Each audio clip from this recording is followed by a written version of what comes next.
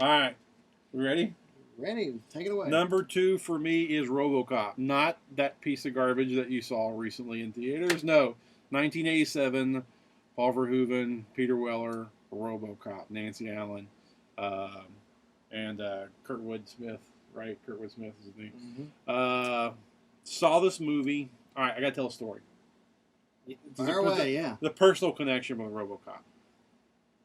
In 1987 it comes out. That would have made me 11 years old.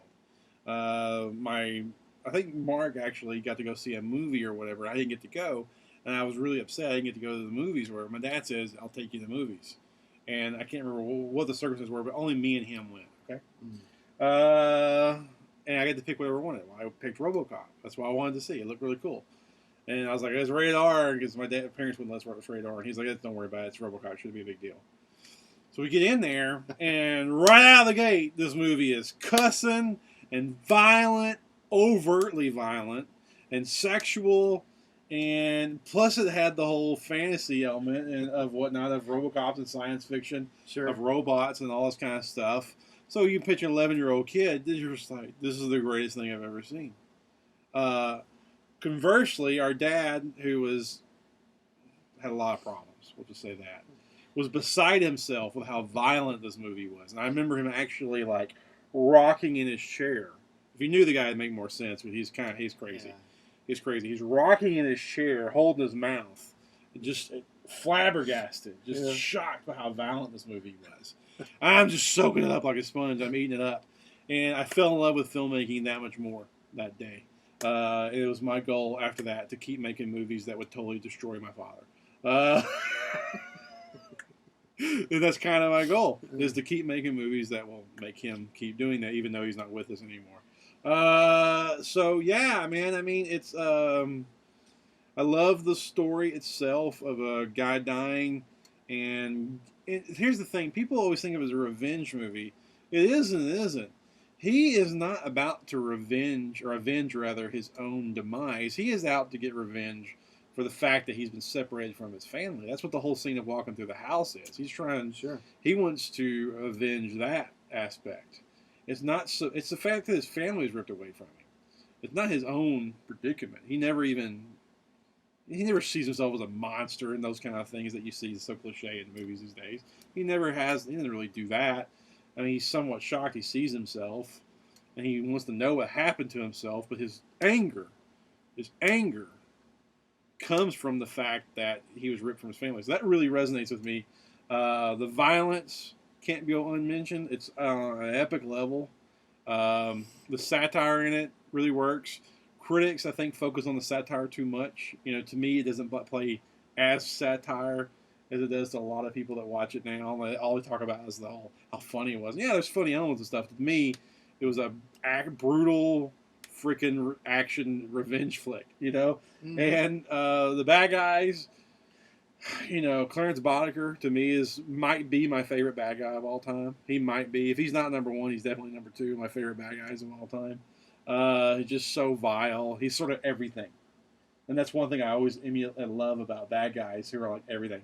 He's gay, he's straight, he's a little off, making blood kisses at dudes and stuff. And then the flirtatious sticking the gum and flirting with the receptionist. And he's like everything. He's a drug addict, he's a drinker, he's gambling, it's prostitution, rape, murder. Everything is packed into the Clarence Boddicker. And plus, he's also sell out to this corporation. And then you have the Ronnie Cox, your evil corporate mechanism and shown through him and whatnot. Just a good action sequences, awesome, Rob Bottin, Harryhausen inspired type effects. Ed 209 is just a classic movie to me. He's Ed 209 is just sort of, I don't know. It's almost like the Imperial Walkers. It's just sort of an indelible movie image. Oh yeah, that shape. I love RoboCop. It's like the perfect movie. RoboCop is like, what's the perfect movie for Chris? RoboCop. It's everything I like is in it. Literally everything I like is in RoboCop. Sex, drugs, prostitutes, bad guys, anti-heroes, evil corporations, machine guns, explosions, you name it. It's in there. Violence. Oh, it's awesome. It's like if it wasn't for number one being so number one, it would be my number one movie of all time. It takes a great movie to knock RoboCop off of my number one list. All right, your rebuttal. Well, I don't know how much of a rebuttal this is. I give that it's a 4-star movie. It's a great film. Mm-hmm. I think it's one of those films, for me, has stood the test of time. Right. And as years have gone on, certainly in the 90s, I wasn't sure if a film like that and some other films from the 80s would actually, be durable and films that you would still feel the same way 20, 30 years down the road. And that film, for whatever reason, seemed to hit all the right notes. It does have some satire, but it mixes action. Yeah. There is drama. And I think when people hear the title, Robocop, I think they're sometimes dismissive of it. Oh, it's got to be just a throwaway action film.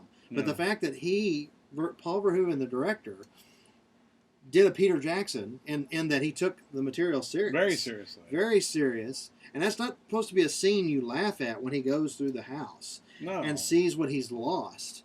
It's tragic. Heartbreaking, yeah. It's tragic. And when he first becomes this new creation, RoboCop, he doesn't really have all his memories. That's revealed. He gets his memories back as he goes along. One of the great joys of watching this film 20 years, 30 years later is that you see that it's a film more and more about kind of rediscovery and self-discovery. And those are themes I think make it a treasure. Mm-hmm. I would certainly, it's a 4-star movie. I'm sure it would be on my top 200. Yeah. Same thing. Lord of the Rings to me is a 4-star movies. Yeah. But not like essential to me. Yeah. It's not on my top 100, but that by no means means I think any less of it. I think I obviously you feel strong enough to have it as high as 2. Yeah. I don't feel that strongly about it, but I think it's certainly a great film. Well, it's just like a certain song. Somebody had that's my song. I heard it at a certain point in my life, and it means something different to me. Sure. And it really is. I mean, 11 years old, watching that movie, and when you want to be a filmmaker, and you know me, I know I want to make movies since I can remember.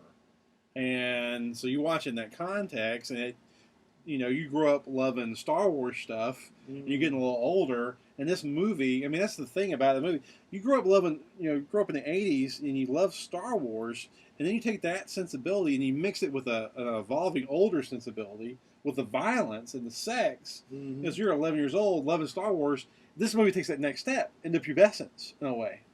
You know what I mean? Yeah. So, like, oh, I love Star Wars. Oh, now they added violence and sex to Star Wars. You've added violence and sex to Star Wars. This is awesome.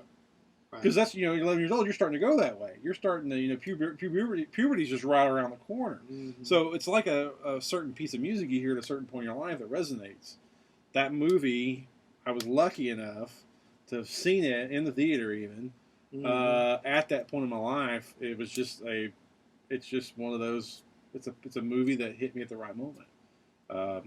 Right. A lot of today's musicians, they'll say, I heard the Joshua Tree by U2, and that really set me off. Right. Inspired me to be a musician and write songs and so forth. So much so that I actually have both Blu-rays, and if any other future Blu-rays or whatever else come out of RoboCop, I will certainly buy them as well. And again, like The Matrix, I kind of just ignore that the other stuff exists, because all the other stuff is crap. RoboCop 2 is okay to a degree. 3 is shit. The little TV cartoons they did were shit. The TV little series they did were shit. The remake was shit. So it's 1987 RoboCop. That's it. That's it. Well, what really annoyed me about the recent remake is it doesn't even get the first the classic we're talking about. Yeah. Because the whole point is that there's a tragedy that's happened. Yeah. Well, having her, spoiler alert, having the wife in the remake actually sign an agreement. Yeah. That doesn't work. That undermines the whole The whole thing. Baghdad scene didn't work. That didn't work. Nothing worked. I'm like, can you imagine in the original Paul Verhoeven if what it would have done to the story and the wife signed on for him to okay? The point was they did it without the permission. Yeah. He didn't have a choice in it. That's why a tragedy. It's like that's the point. That's why it's a great movie. Yeah, he didn't have a choice. Yeah, it's the tragedy element of it. And they added choice in the new one, and you're like, y'all don't get it. You've totally gone somewhere out there. Robocop is. I don't get geeky over a lot of movies, but I'm total geeky on Robocop. Like if the only reason I don't have more props and stuff in the movies because I'm not rich. The day I'm rich, I've got a life-size Ed 209. The day I'm rich, I've got a life-size Robocop replica. The day I'm rich, I have a replica of his gun. Shit, you not. Like, the only reason I'm not more geeky is money. But yeah, that'll be rectified one of these days. All right, we're gonna wrap up this one. We'll come back with our own exclusive #1 show. #1 coming.